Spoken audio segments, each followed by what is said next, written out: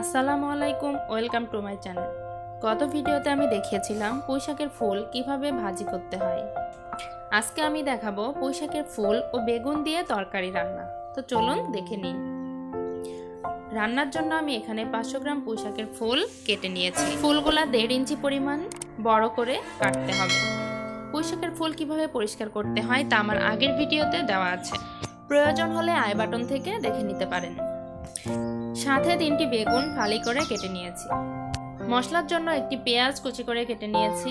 1 চা চামচ লবণ, 1 চা চামচ হলুদের গুঁড়া, 5-6টি কাঁচামরিচ বেটে নিয়েছি আর 1 কাপ সরিষা বাটা। সরিষা বাটার সাথে আছে সামান্য পরিমাণ জিরা ও একটি রসুন ও একটি পেঁয়াজ বাটা।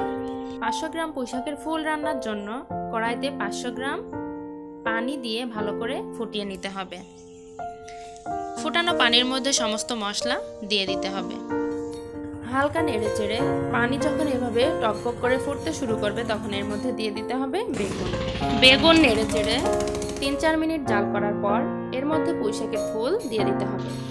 সবগুলো পুঁইশাকের ফুল দিয়ে নেড়ে চেড়ে কষিয়ে নিতে হবে 5 মিনিট। 5 মিনিট পর কষানো হয়ে গেলে সেদ্ধ করার জন্য দিয়ে দিতে হবে প্রয়োজন মতো পানি। এখন নেড়ে চেড়ে এটাকে ঢেকে দিতে হবে। মাঝে মাঝে ঢাকনা খুলে নেড়ে দিতে হবে।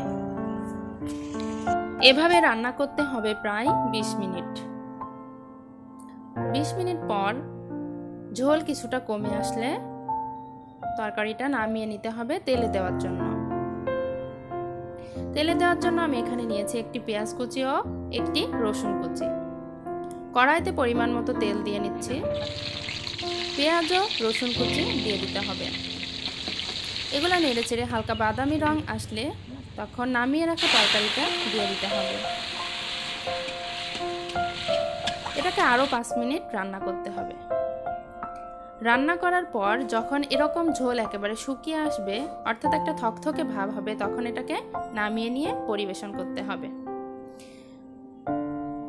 তরকারিটা দেখেই বোঝা যাচ্ছে তরকারিটা কত টেস্টি হয়েছে। পুঁইশাকের ফুল এভাবে রান্না করে না থাকলে একবার রান্না করে দেখুন না, কত টেস্টি খাবার।